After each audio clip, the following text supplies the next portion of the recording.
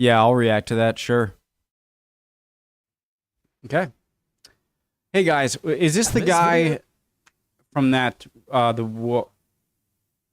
Majak Churchill? No, because the name's right there. I just thought maybe he goes by a nickname, but never mind. That great intro. My name's Connor if you're new. Hey guys, original link to the video, biographics, top description, preemptive like. Adrian Carton de Wiart. I'm sure I butchered that. Sounds like a French name, almost. The most badass soldier of all time and a real-life action hero. Let's go. It is made possible by Backblaze. Get a 15-day free trial of backblaze.com/biographics.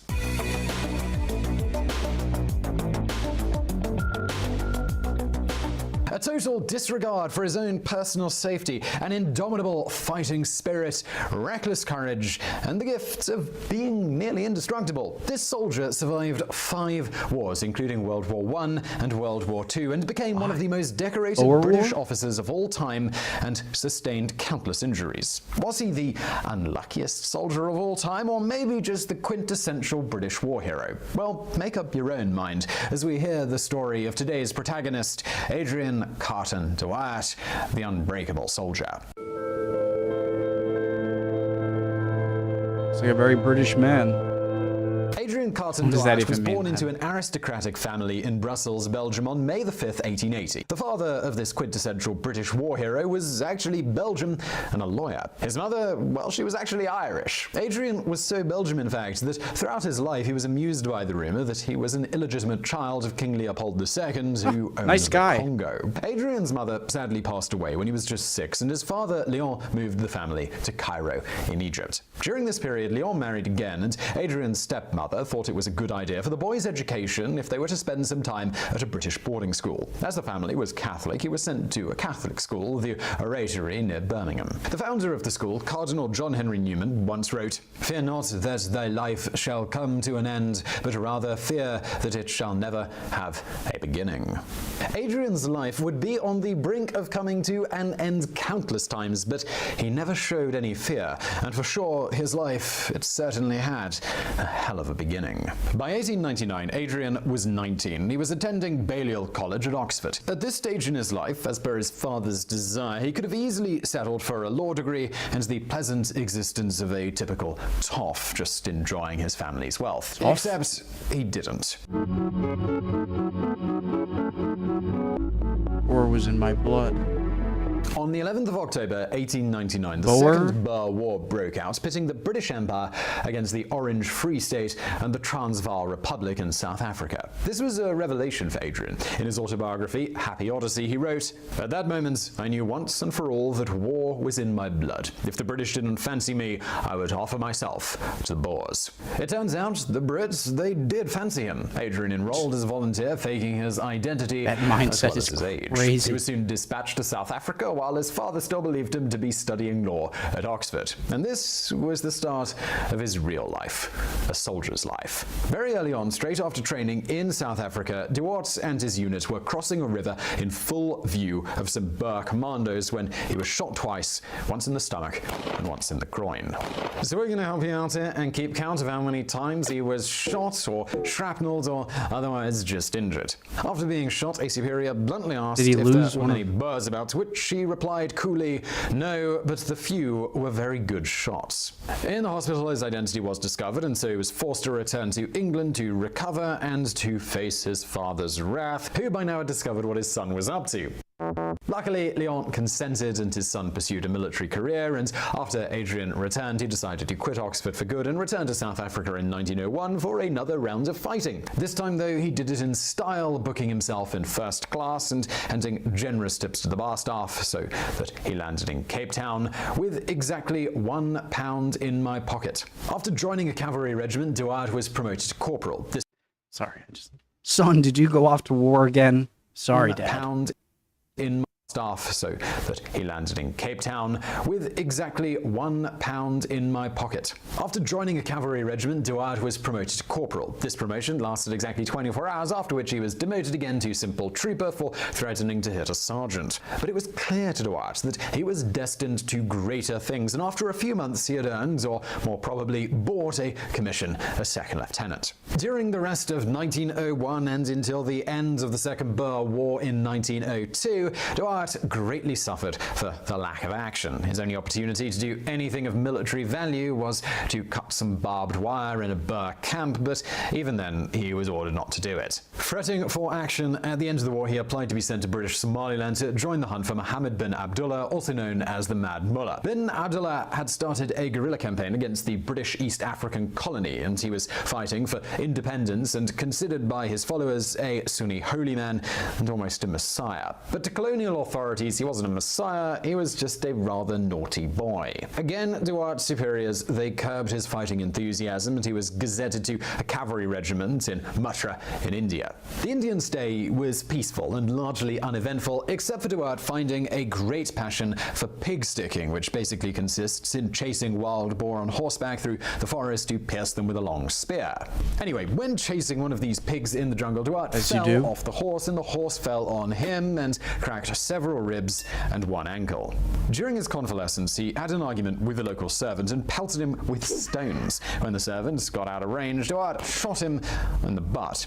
And at this point, it's pretty clear that this guy was in dire need of battle. His superiors, they were not amused by the attack on the servant, though, and they jailed him for a time, but he did manage to avoid demotion.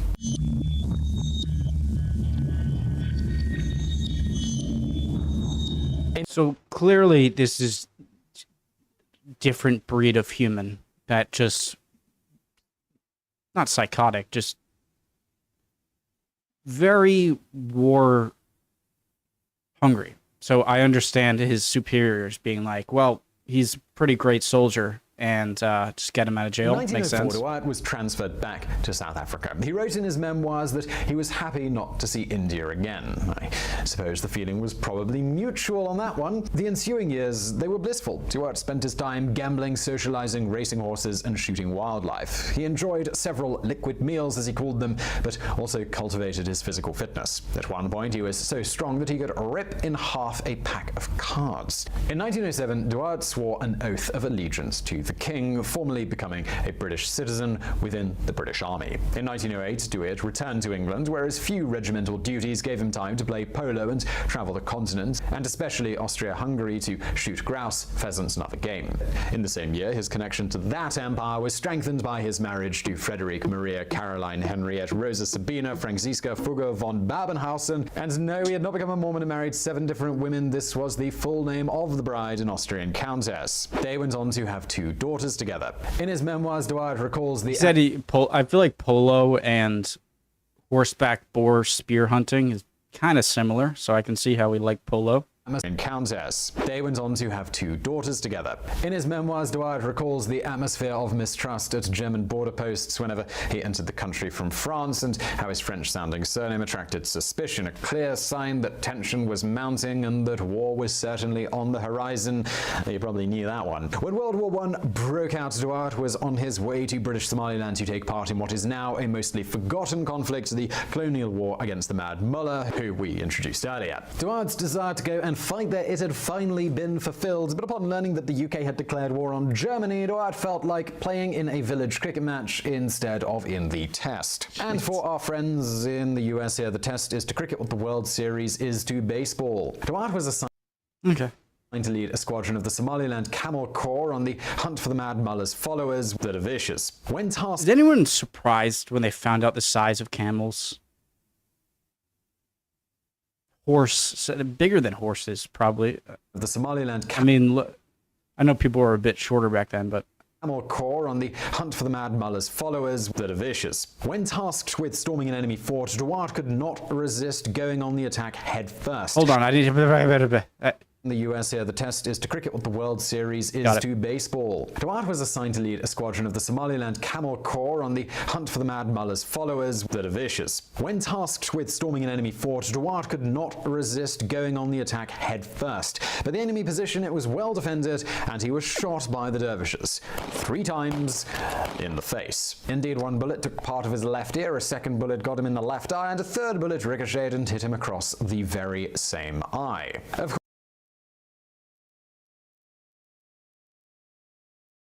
how does an eye shot? So, like, I guess, like, this way instead of this way? Of course, Wiart lost his eye, but his assessment of the battle, it had all been most exhilarating fun. Wiart took the occasion to return to England, where he hoped to be reassigned to service on the Western Front. Okay, so this guy is just nuts.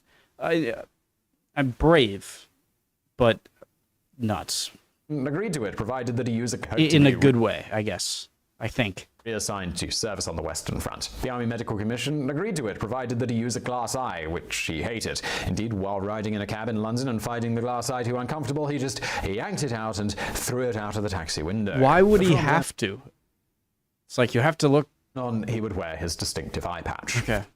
Okay, now just before we get into his actions on the Western Front, I do want to tell you a little bit about today's sponsor, Backblaze. Now, our sponsors really, they do make it possible so that we can make long videos just like this several times a week. So it is a year-old video, but still, if you're interested and you want it, make sure original link, top description, use promo codes and links. When you go to use one of their services, because the links that we put in the description, it really does make a difference to what we do, and it really does allow us to keep doing it. So if you think Backblaze is for you, why not just click that and check it out? It's amazing. Now, Backblaze is the best way to back up all of your files. Now, as you guys know, I do test out all of the sponsors that appear on this show, and indeed, I am using Backblaze to back up all of my files, both as we record this video and as you are watching it. So as we speak, my files are being securely synced with Backblaze's servers. Now, my computer's just sitting over there. It's churning away in the background. It does that all day and all night, just uploading the gigabytes upon gigabytes of videos that I make every day, just syncing with their servers. So I never have to worry about backing anything up. I can just rest assured that Backblaze is taking care of all of that,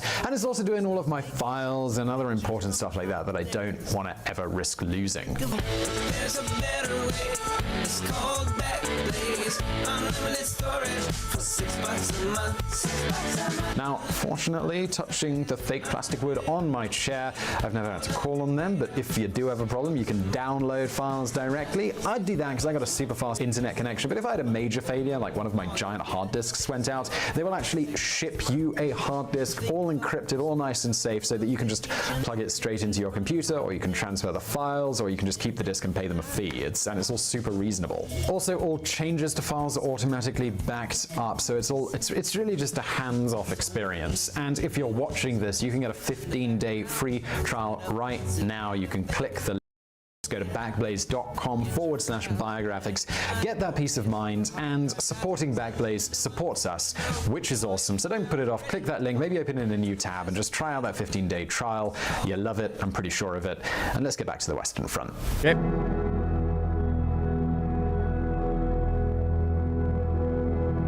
In February 1915, Adrian Carton was bound for the Western Front to join a cavalry regiment, the 4th Royal Irish Dragoon Guards. His first major engagement was during the Second Battle of Ypres in April of that year. While on march to relieve an infantry unit, his regiment came under fire from a German artillery position. A combination of shrapnel and splinters from his own wristwatch mangled his left hand, leaving only part of the palm and 2 dangling fingers. When the field doctor hesitated to amputate them, Wiart just tore off the 2 remaining fingers. No. What remained of his hand would be later amputated. At this point, he could have easily asked to be repatriated and just have a quiet life behind a desk, but he didn't. Wiart could not give 2 hoots about his injuries, and he just got on with it, returning to battle undeterred and unimpaired. We like to think at this point in the story that he probably exclaimed, "'Tis but a scratch," and then returned to battle. He then went on to fight in the Battle of the Somme, during which his men recall him pulling pins from grenades with his teeth and then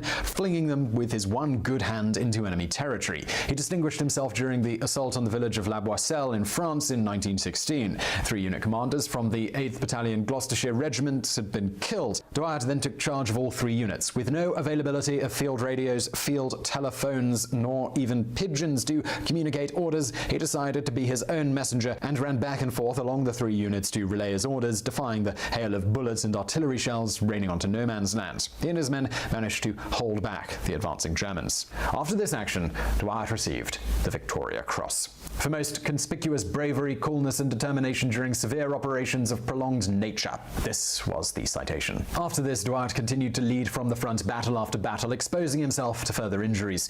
For example, in the trenches of Delville Wood, nicknamed the Devil's Wood, he was actually shot in the head. It was a clean, straight shot through his skull, right to the back of the head. Okay. How are you walking? If he had to die, well, this would be the right occasion to do so. Except he didn't. Apparently, Wiart didn't care for being dead, so he simply survived and got on with it. During 3 subsequent battles, he was shot in the ankle, hip, leg, and ear. But after every stay in hospital, he regained full mobility and returned to the front time after time. Wiart's assessment of this grueling experience of the meat grinder of the Western Front was, frankly, I enjoyed the war. I believe you. The years between World War I and the start of World War II are very often boring for him. labeled the interwar years, because this period it actually saw a lot of conflicts taking place in Europe. And where there was conflict, you'd be sure to find Adrian, Carton, Wiart having the time of his life. In 1919, Wiart was assigned to Poland as a military advisor to the newly independent country, which over a period of 2 years found itself at war with Soviet Russia, Czechoslovakia, Ukraine, and Lithuania. Wiart made himself indispensable to Field Marshal Joseph Pilsudski, and as usual, he got involved in all types of risky situations. In the same year, 1919, he survived not 1, but 2 plane crashes. The second of these crashes resulted in a... Shows you just how much... Freaking... Get out of here. Fly.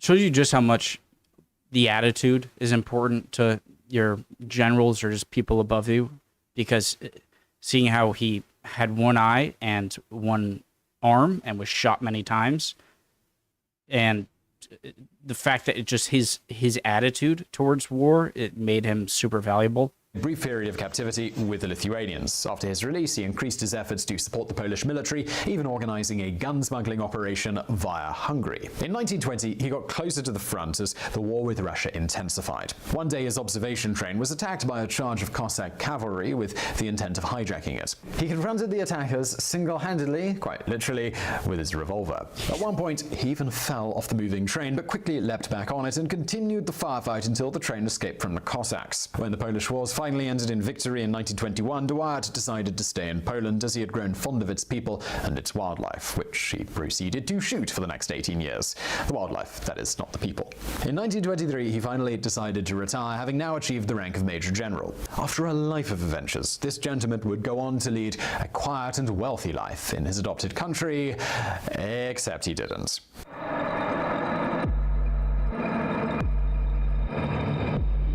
Yeah, stop staring at me. We all know what happened on the 1st of September 1939. In a matter of 3 weeks, Germany invaded from the west, the Soviet Union from the east, and the UK and France declared war on the Axis powers. I'm sure he loved Wiart's that. quiet life in Poland, it was no more. As a former British military advisor, the best course of action was to flee immediately. He abandoned his estate, acquired a fake passport, and crossed the border with Romania. Upon returning to the UK, Wiart re-enlisted in the military. In April 1940, Wiart was recalled into active service, despite, and I should stress this again in case you've forgotten, being 60, one-eyed, and an amputee. He was given the rank of acting lieutenant general and tasked with leading an Anglo-French landing force in Norway to halt the German invasion. This operation, though, was a complete disaster from the start. While arriving in Norway via seaplane, Wiart's aircraft it was forced to crash land. This happens on a ford where it was then attacked by a German fighter plane. Rather than boarding a rubber dinghy to reach shore and become a sitting duck, he calmly waited in the wreckage until the enemy plane ran out of ammo and and left. After reaching his forces by the Trondheim fort, Wiart realized that they were undersupplied,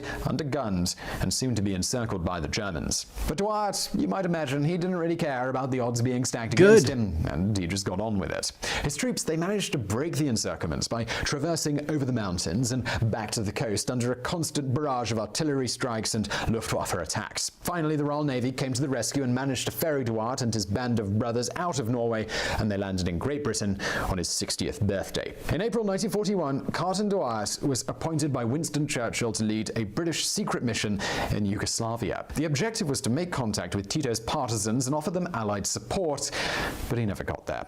After a refueling stop in Malta, the Wellington bomber in which the mission was traveling went into a nosedive straight into the Mediterranean. Luckily, there was a coastline in sight. As the fuselage sank, Wiart, 61, one-handed and one-eyed, swam to shore while carrying an injured comrade. Also, the coast they had reached was the coast of Libya, Axis territory, and Wiart and his friends, they were immediately seized by the Italians. Our hero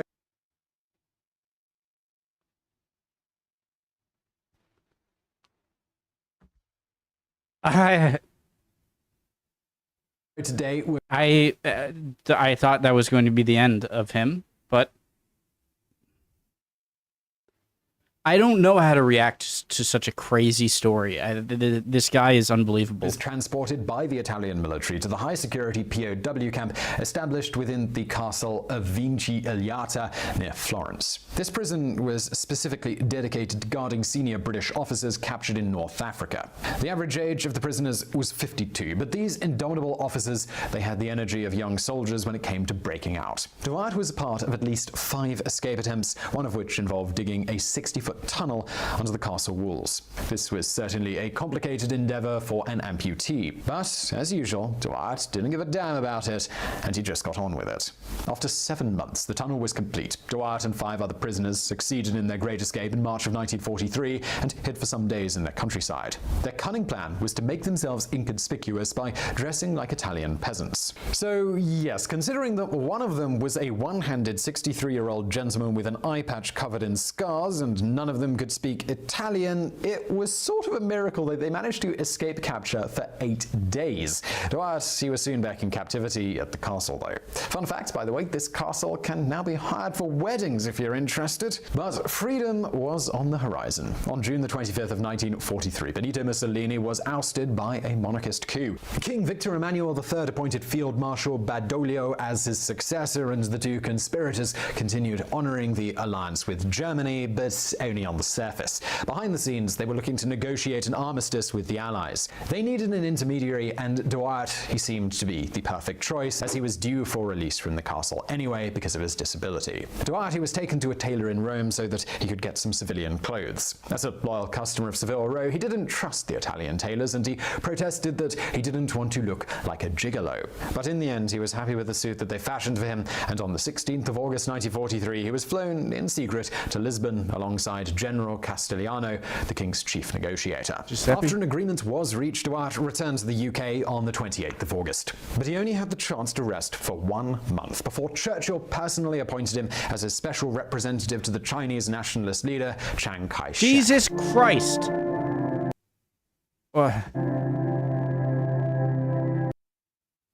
I don't know if I can think of any other person that I know of that has lived a more significant life. Compared to the swash and buckle of previous years, Wiart's stay in China is relatively calm, as his mission was more of a diplomatic one rather than a military one. During this time, while advising Chiang on his strategies against the Japanese, he befriended him and his wife, but when he got to meet Mao, well, he simply couldn't stand him. The Generalissimo Chiang Kai-shek and Chairman Mao were uneasy allies in the war against Japan, but Wiart, he was a staunch anti-communist and did not trust the future leader of China. Mao delivered a lengthy speech on the qualities of his faction. When he mentioned how hard they were fighting the Japanese, Wiart cut him short. He said, "He tried my credulity a little too far. I told him that what they were doing was to keep looking over their shoulder to see what the Generalissimo was doing first." To his surprise, Mao took no offense and simply laughed. Another leader asked him why he hadn't gone to Yunnan to see their operations. I answered quite frankly that I hated communism. Wiart stayed in China until 1947, surviving yet another plane crash along the way, by the way. And let's add another notch, shall we? On the way back to Britain, Wiart paid a visit at a friend. Hold on. Did I miss another plane crash? I'm sorry. Wiart stayed in China until 1947, surviving yet another plane crash along the way, by the way. And let's add another notch, shall we? On the way back to Britain, Wiart paid a visit at a friend's house in Rangoon, Burma. While walking down a flight of stairs, he was ambushed by an unpredictable foe. This was actually a coconut mat. He slipped on it and went flying down the stairs, breaking a couple of vertebrae along the way. The good thing is that the doctors treating his back took the occasion to remove quite a bit of old shrapnel from his body. And it was now about time for him to retire from active duty. General Carton finally moved to a family estate in Ireland and spent the next years there writing his memoirs, hunting, fishing, and polishing his collection of more than 30 medals. Now that he is like old and subdued, now I feel like comfortable about like talking to him. Look at him. This guy is absolutely insane and a war hero of the utmost, and clearly a freak of nature when it comes to his psychology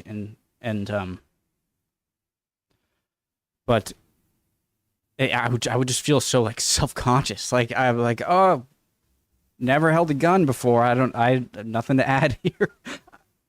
But eventually, man, I would love to hear whatever he had to say if I could. Even such a legend has to die. After the last few peaceful years, Adrian Carton Wiart's life, it came to an end on June the 5th, 1963, in his Irish home. While in recent years his achievements have been rediscovered and celebrated by major media outlets, this inspiring character is still little known. I hope that in today's biographics we did our bit to perpetuate his memory, and we hope that you could do the same and share this video. Frankly, I've enjoyed the story of this gentleman, and I hope you did too. And before leaving, maybe answer this question in the comments. If you were to shoot a movie about Carton Wiart, who would you like to see in the lead role? And as always, please do hit that like button, subscribe, all of that good stuff. Check out our wonderful sponsor, Backblaze. And as always, thank you for watching. Michael Caine, John Cleese, and they're not serious enough, maybe.